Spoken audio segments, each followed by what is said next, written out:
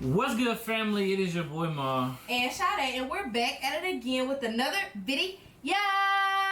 Today, guys, we're gonna react to Ksoo, Yungeen, Ace Shooter, man. Hip Hop Daily. Let's get into it. As you may already know, there's currently a war going on in Jacksonville, The deep voice. This the one. Yeah, this the one that we be reacting to. Yeah. Florida, between rappers Yungeen Ace and Julio Fulio. This violent beef has led to shootouts, murders, and some of the catchiest, yet most disrespectful songs of all time. In this video, we'll talk about a rapper named Ksoo, who's Ace's right-hand man and alleged shooter. Stick around, because this is a wild story. Ksoo is a rapper from Jacksonville, Florida, who's affiliated with Yungeen Ace's ATK gang. The rapper is allegedly the main shooter behind some of the wildest crimes that have fueled this beef.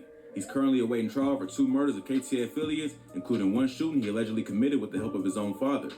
Before getting locked up, Ksoo is a respected savage in the streets of Jacksonville and known for being a rapper who frequently disses ops. One of his main targets was a 16-year-old victim named Bibby, who happened to be the younger brother of Fulio, a member of a rival gang, ATK. Ksoo's constant They just said the younger brother of Fulio. I thought they said that was his friend. I think that was his friend. But y'all let us know. One minute. Or maybe he just saying brother because they like was close. Like, yeah, I don't know. And the Bibby helped fuel the beef between KTA and ATK, although tension goes even deeper than that.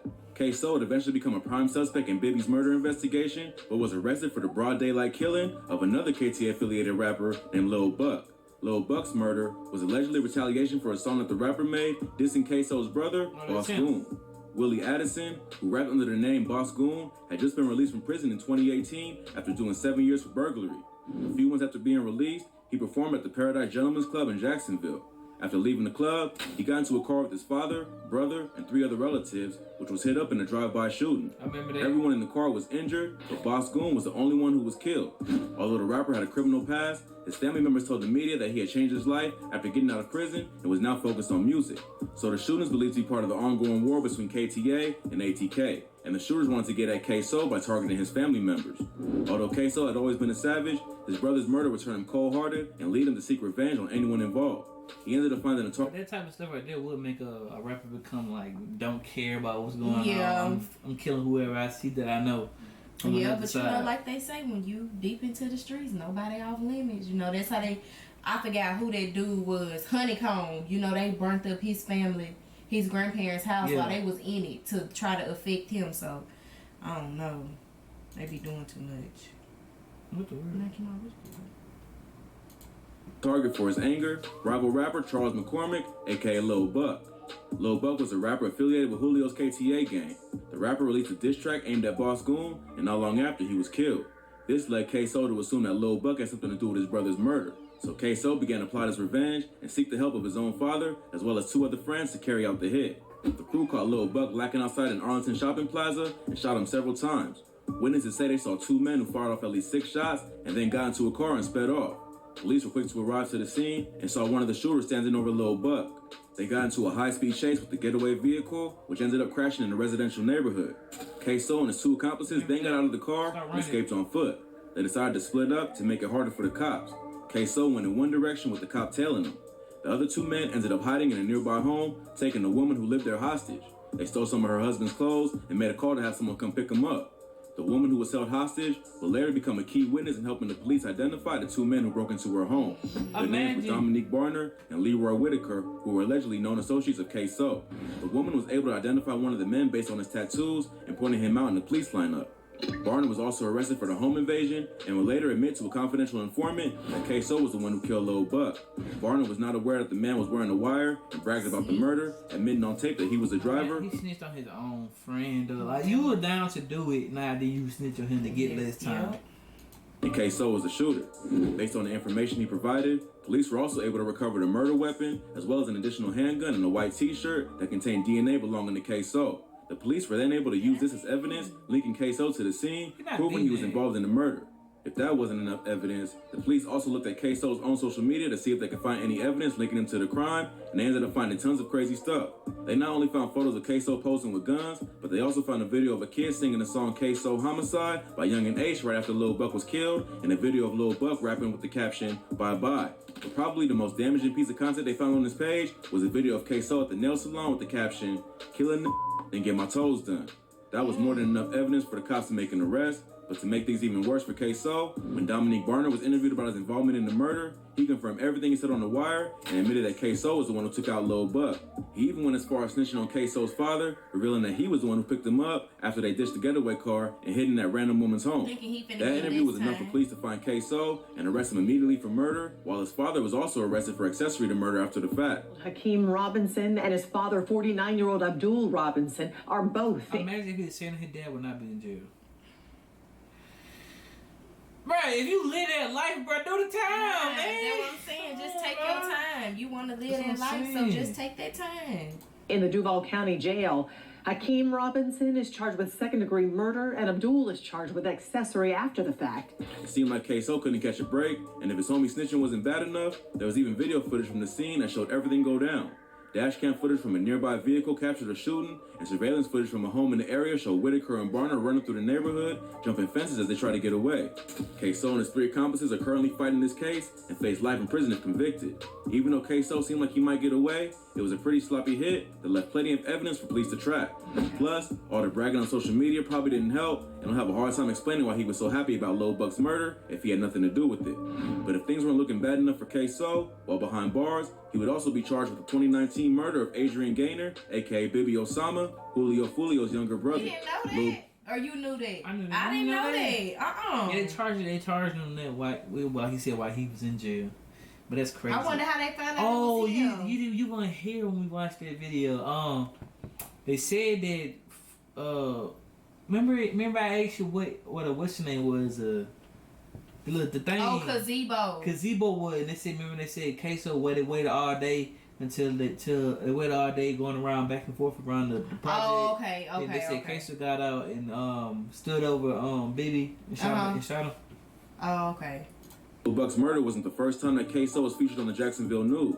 The rapper was the subject of controversy the year before after he used pictures of real murder victims in the album art for a project he released called Bibby Out. Controversial rap album cover is making its way around social media. The cover shows pictures of men who have been murdered in Jacksonville. Local rapper Ksoo posted the picture to Instagram. Bibby, who's one of the victims shown in the artwork, was a 16-year-old who was tragically gunned down outside the apartment complex where he lived back in February of 2019. Bibby was Fulio's younger brother, and his death has been used both by Ksoo and Yungeen Ace as a way to taunt their op. Bibby's name became famous after he was included in the viral song Who I Smoke, where Yungeen Ace calls out the names of dead KTA members after a chorus of Who I Smoke. Ksoo has also rapped about Bibby on tracks like Ksoo with bars that are just as disrespectful. Plus, Ksoo has also been known to make fun of Bibby on social media, taking it as far as mocking his mother for going after her son's killer. Hey, they got his mom walking around,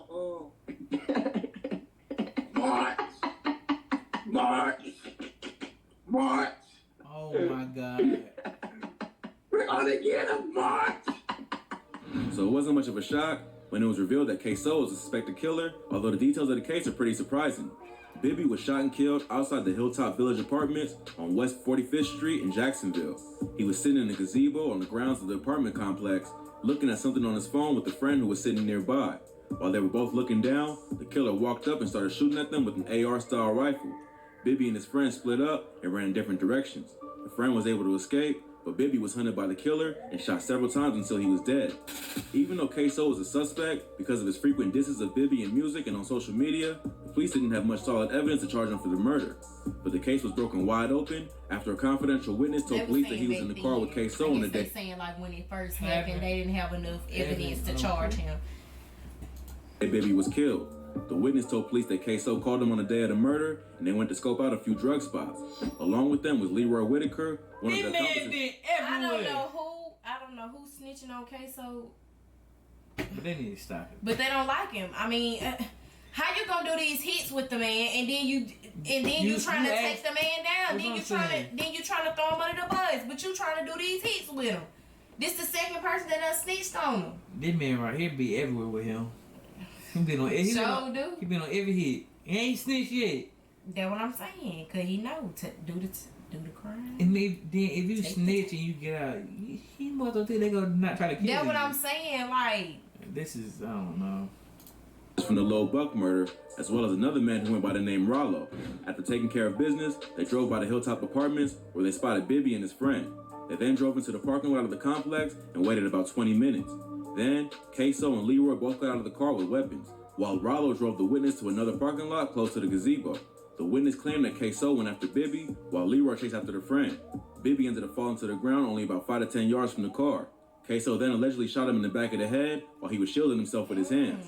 Although the identity of the witness in this case has been kept confidential, there's been speculation that it may be one of the accomplices from the Lil Buck murder. Barner had already spilled the beans to a confidential informant, then eventually confirmed to police that everything he said was true. So if he's already down as a snitch, it makes sense that he would go all the way and tell the police everything that he knows to get a lighter sentence. He's currently being held at the Duval County Jail, one of the toughest prisons in Florida. Since he's potentially looking at doing life in prison for the murder of Lil Buck, he'd probably rather take his chances on the street over spending the rest of his life in prison, especially after snitching. In addition to the Lil Buck homicide, Barner is also facing charges for a separate murder of an innocent bystander who was killed in a shootout between two vehicles. That's what I'm saying. 50-year-old Damon Rock. You out here doing crimes, but you don't want to take the time. You trying to snitch on Queso, but you out here doing. And he but you out here doing your own crimes. Yeah, like cool. What? That's silly. Kehe'Mal was riding his bike down Emerson Street in Jacksonville when two vehicles entered the area with passengers inside firing at each other. Damon tried to dive off his bike to avoid getting hit, but was tragically caught in the crossfire and ended up losing his life. Police believe that Dominique Barner was involved in the shootout and is being charged with an additional count of second-degree murder because of this. So things aren't looking good for Barner. It seems like he's willing to do anything to protect himself. Whoever it was that spoke to police was someone close to Ksoo. It had to be someone he was comfortable catching a body in front of, then going about his daily life as if nothing happened.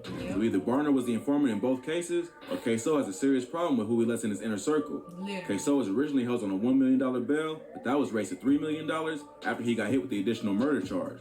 Although things are looking pretty questionable for the rapper, police are relying on witness testimonies to tie him to the Bibby murder. With a good team of lawyers, they may be able to poke holes in the witness's credibility. If Barner is the witness, Ksoo's lawyers could argue that he's just trying to give the police anything he can to avoid jail time, and therefore, his story could be biased or even made up. That's crazy. They could blame it on him. Yeah, they could say he just making something up. I mean, that wouldn't technically be snitching because he already snitched himself. Yeah. Why not? You snitched on me, so okay, what? Well, we finna throw everything on you. Just like that's like the Kehe'Mal situation. They didn't have enough proof to prove it was Vine, but his friend was snitching like a Big name was Big Mike or something like that. I think so. He was snitching. Like that. He was singing like a bird, but they threw everything on him because he's the one who just telling everything. He might get away with it. I don't know. It's crazy. But all the dissing and self-snitching that Ksoo did online and in his music isn't going to help his case. He might have a hard time explaining why he took credit for Bibby's murder over and over again if he had nothing to do with it. But the Lil Buck murder may be harder to beat because police have DNA evidence, surveillance footage, and a clear motive for the killing. So it's likely that they're just trying to stack as many charges against him as they can, so he has little chance of getting out anytime soon. The war between ATK and KTA set off a crazy wave of violence in Jacksonville, and Ksoo is a major part of that beef. The popularity and national attention that the music has received has only led to more and more extreme acts of violence, and diss tracks are no longer just being played in the streets of Jacksonville, they're being broadcast to fans across the country. So the police are looking to take down anyone associated with the beef, and Ksoo is one of the biggest names involved, both in terms of the music, as well as his reputation as a shooter.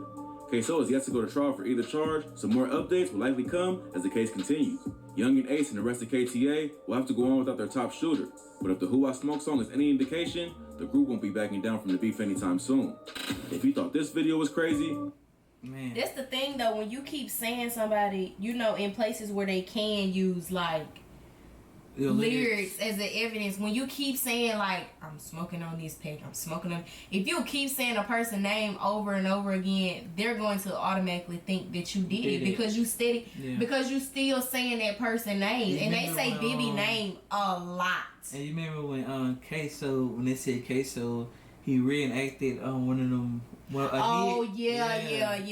one of his videos. Yep. Nah, that's crazy though. I don't think Ksoo gonna get out. I don't know. I'm not a judge, so I don't know. I don't know about the law enforcement. I'm just speaking my opinion, y'all.